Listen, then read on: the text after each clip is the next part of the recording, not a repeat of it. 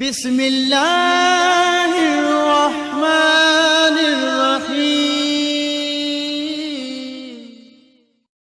اعوذ باللہ من الشیطان الرجیم بسم اللہ الرحمن الرحیم الحمد للہ رب العالمین والصلاة والسلام علی رسولہ الکریم وعلی ائمۃ المعصومین ولعنۃ اللہ علی اعدائہم اجمعین.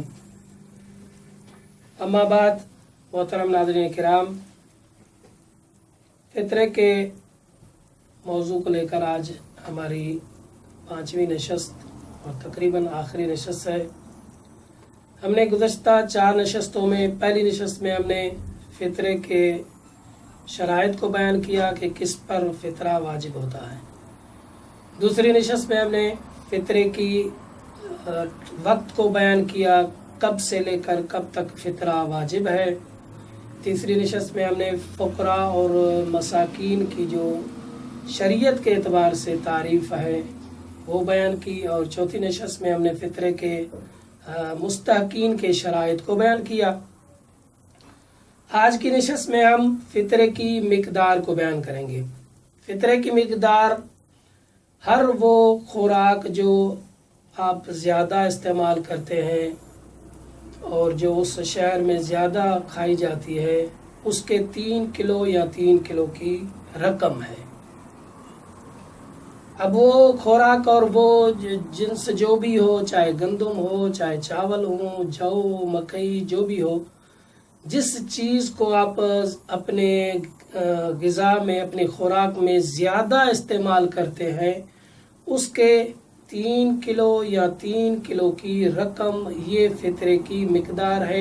ایک آدمی کا فطرہ ہے یہ، چاہے وہ چھوٹا ہو بڑا ہو، اس میں کوئی فرق نہیں. یہ ایک آدمی کا فطرہ بنتا ہے، اور بہتر ہے کہ انسان ایک آدمی کا فطرہ ایک ہی فقیر کو دے، یہ بہتر ہے.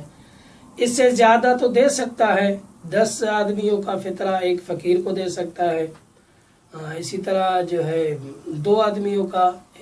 بہتر یہ ہے کہ ایک آدمی کا فطرہ ایک ہی فقیر کو دیا جائے، یہ بہتر ہے. اب ایک سوال جو پیچھے رہ گیا تھا اس کو بھی بیان کرتے چلیں گے، وہ یہ کہ رمضان عید کی رات کو اگر کوئی مہمان آپ کے ہاں آ جاتا ہے تو کیا اس کا فطرہ بھی واجب ہے؟ تو علماء فرماتے ہیں کہ وہ مہمان اگر آپ کے ہاں پوری رات گزارتا ہے اور عرف میں آپ کا وہ مہمان شمار ہوتا ہے تو پھر وہ اس کا فطرہ بھی آپ پر واجب ہوگا.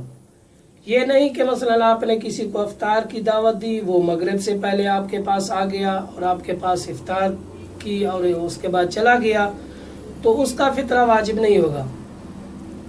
ضروری ہے کہ وہ آپ کے پاس غروب سے پہلے آئے اور پوری رات آپ کے پاس گزارے.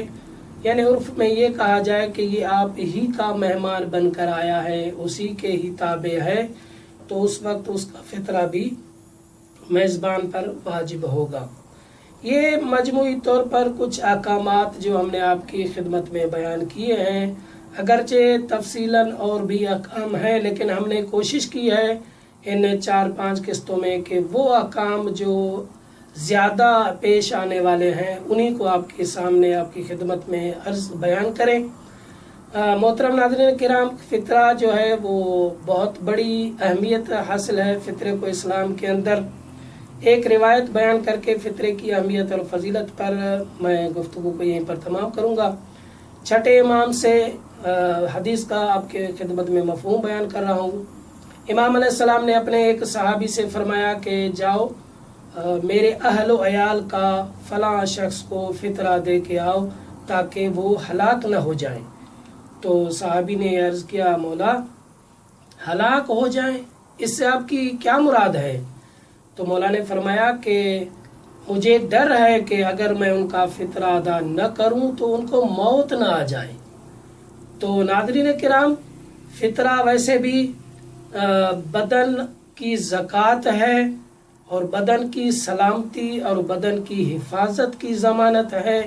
جیسے زکوٰۃ مال وہ مال کی پاکیزگی اور مال کی حفاظت کا ذریعہ ہے، اسی طرح زکوٰۃ فطرہ جو ہے انسان کے بدن اور انسان کے اپنے سلامتی کا ذریعہ ہے۔ یہیں تک ہم آج کی گفتگو کو تمام کرتے ہیں۔ خداوند متعال سے دعا کرتے ہیں کہ ہمیں ان احکامات پر عمل کرنے کی توفیق عطا فرمائے۔ والسلام علیکم ورحمۃ اللہ وبرکاتہ۔